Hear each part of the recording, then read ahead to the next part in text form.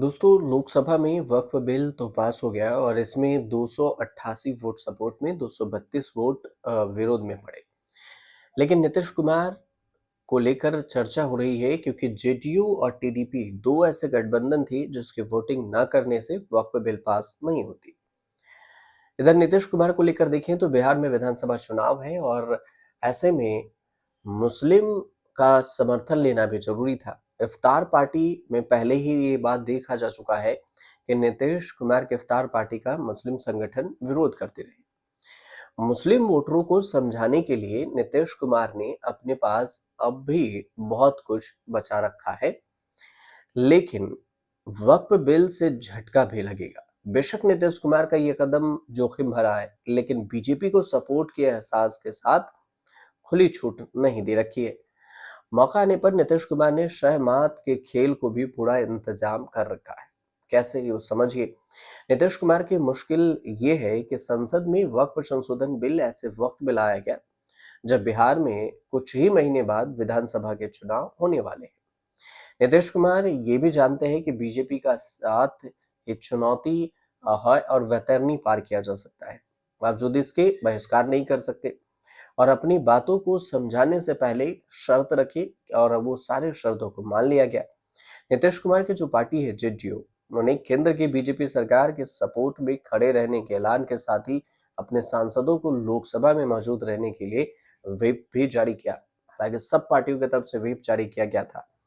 All India Muslim personal law board का मानना है कि ये कानून वक्फ संपत्ति के प्रबंधन में हस्तक्षेप है, अल्पसंख्यकों के अधिकारों को कमजोर करेगा। इसलिए देश के सभी धर्मनिरपेक्ष राजनीतिक पार्टी ने से संसद में बिल का विरोध करने की अपील की, लेकिन फायदा नहीं हुआ। जेडीयू टीडीपी जैसे बीजेपी के सहयोगी दलों से भी अपील की गई थी, लेकिन दोनों ने सपोर्ट किया। मुस्लिम समुदाय को अपनी तरफ से आश्वस्त करते हुए जेडीयू के सांसद संजय झा ने ये बयान दिया कि नीतीश कुमार पिछले 19 साल से बिहार में काम कर रहे हैं और मुस्लिम समुदाय के लिए जो काम किया गया है वो भी दिखाई देता है। तो जब तक नीतीश कुमार राजनीति में है, लोगों के हित की रक्षा होती रहेगी। अब जेडीयू को बिहार में जो मुस्लिम वोट है उस पर दांव लगाना पड़ा।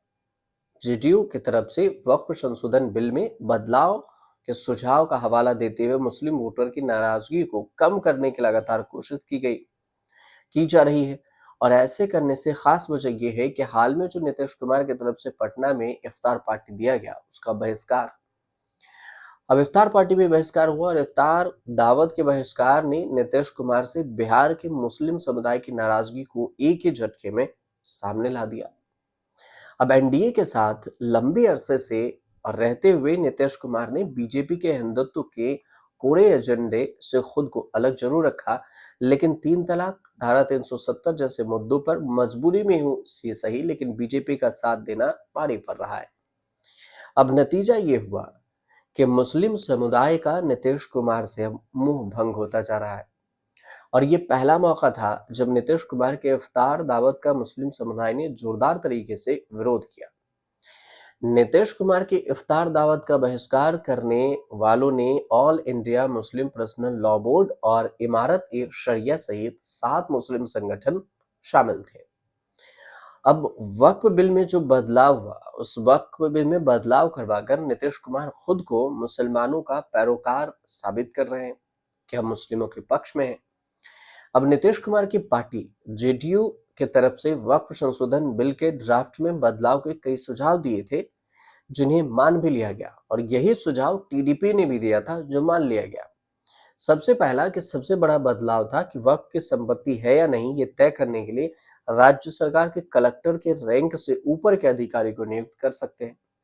दूसरी बात, पुरानी मस्जिदों, दरगाह या अन्य मुस्लिम धार्मिक स्थलों की जो मौजूदा स्वरूप है उसके साथ छेड़छाड़ नहीं की जाए। तीसरी बात, एक और जो बड़ा बदलाव ये हुआ कि कानून पुरानी तारीख से लागू नहीं होगा। निश्चित तौर पर अगर नीतीश कुमार की तरफ से ये सुझाव नहीं दिए गए होते और नीतीश कुमार दबाव डालकर ये काम नहीं करा पाते तो फिर कोई और कराने की स्थिति में भी नहीं था। तो फिर नीतीश की नाराजगी से, अब समझिए मुस्लिम समुदाय की नाराजगी दूर करने के लिए नीतीश कुमार और उनके साथी चाहे तो बिहार चुनाव कैंपेन में ये बातें मुस्लिम वोटर को समझाने की कोशिश कर सकते हैं, लेकिन फिलहाल तो समझाना मुश्किल ही लग रहा है। कहने को तो लालू प्रसाद यादव बिल का विरोध कर रहे हैं, मुस्लिम समुदाय के विरोध प्रदर्शन में भी पहुंच जाते हैं, लेकिन जो काम नीतीश कुमार ने कराया है वो तो आरजेडी के तूफान मचा देने के लिए होने के कारण भी है। नीतीश कुमार बिहार में जातिगत जनगणना की तरह ही क्रेडिट ले सकते हैं, और ये बात अलग है कि राहुल गांधी या तेजस्वी यादव कास्ट सेंसस की तरह श्रेय लेने से बेदखल होने की कोशिश करेंगे ही। अब नीतीश बीजेपी के साथ खड़े होकर पलटू चाचा के टैग से बचना जरूर चाह रहे हैं। नीतीश कुमार का जो टैग लगा है, पलटू चाचा का टैग, उससे बचना तो चाह ही रहे हैं, लेकिन बिहार विधानसभा चुनाव में नीतीश कुमार की हर तिकड़म कामयाब हो जाती है, ऐसा भी मान लीजिए। लेकिन लोकसभा चुनाव में उनकी काबिलियत बिल्कुल भी काम नहीं आती, और लोकसभा चुनाव में भी नीतीश कुमार को हर हाल में बीजेपी की जरूरत होती है। 2014 के चुनाव में भी नीतीश कुमार अपनी हैसियत की पैमाइश कर चुके थे, इसलिए पाला बदलकर लालू यादव के साथ जाने के बावजूद 2019 और 2024 के लोकसभा चुनाव से पहले बीजेपी के साथ आ गए। अब नतीजे को गौर करेंगे अगर आप, तो आपको पता चलेगा कि नीतीश कुमार का जो बीजेपी के साथ लोकसभा चुनाव और आरजेडी के साथ विधानसभा चुनाव लड़ने का प्रयोग रहा है, वो सफल भी रहा। और यही चीज बिहार विधानसभा में नीतीश कुमार के पाला बदल लेने की संभावना को पूरी तरह से खारिज नहीं कर पा रही है। अब चलते हैं थोड़ा 2020 के लिए। तो 2020 का जो बिहार विधानसभा चुनाव है उसे भी देखेंगे तो नीतीश कुमार बीजेपी के साथ ही लड़े थे, और उसके बाद महागठबंधन में चले गए, क्योंकि राष्ट्रीय राजनीति का स्कोप नजर आ रहा था, लेकिन बात इंडिया गठबंधन के गठन से आगे नहीं बढ़ पाई। जो पलटू चाचा का टैग है उसे खुद बचाने के लिए नीतीश कुमार बार बार दोहराते हैं कि अब वो कहीं नहीं जाएंगे, बीजेपी के साथ ही बने रहेंगे। और ये बात नीतीश कुमार ने बीजेपी के नेता अमित शाह की ताजा दौरे के दौरान भी दोहराई, पटना में भी, और ये विधानसभा में जो प्रचार के लिए अमित शाह गए थे उसमें भी नीतीश कुमार ये साबित कर चुके हैं कि अब वो इधर उधर नहीं जाएंगे, और अभी बोल चुके हैं, कई बार बोले हैं। नीतीश कुमार ने अपनी अहमियत बीजेपी को समझा भी रखी है और एनडीए में बना भी रखी है। कोई दो राय नहीं है कि केंद्र में एनडीए की सरकार नीतीश कुमार के सपोर्ट से ही चल रही है, क्योंकि अकेले टीडीपी के साथ दे देने से ही लोकसभा चुनाव नतीजे आने के बाद बीजेपी सरकार बनाने की स्थिति में तो नहीं रही। बेशक एन चंद्रबाबू नायडू की टीडीपी की सरकार में देखें तो बीजेपी के साथ है, लेकिन क्या नीतीश कुमार के हट जाने पर कोई फर्क नहीं पड़ेगा, ये भी कहना मुश्किल होता है। हो सकता है कि नीतीश कुमार के पलट जाने की सूरत में बीजेपी ममता बनर्जी या किसी और को भी साम दाम दंड भेद के जरिए समर्थन के लिए तैयार कर ले, लेकिन वो तो भविष्य की बात होगी।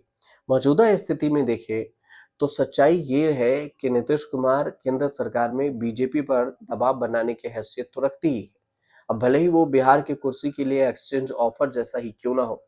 वैसे अमित शाह ने बिहार दौरे के बहाने जेडीयू की हैसियत बताने में कोई कसर बाकी नहीं रखी। नीतीश कुमार को अर्जुन तक बता दिया कि निशाने से काम करते हैं। अब आने वाले समय में बिहार विधानसभा चुनाव को लेकर क्या कुछ होता है, ये इसके लिए थोड़ा सा इंतजार कीजिए, आपको पता चल जाएगा। फिलहाल वक्फ बिल में जो समर्थन है वो कहीं नीतीश को भारी ना पड़ जाए। आप हमारे साथ जुड़े रहिए, और अच्छे लगे तो आप हमारे चैनल को सब्सक्राइब कीजिए, कमेंट कीजिए और शेयर जरूर कीजिए।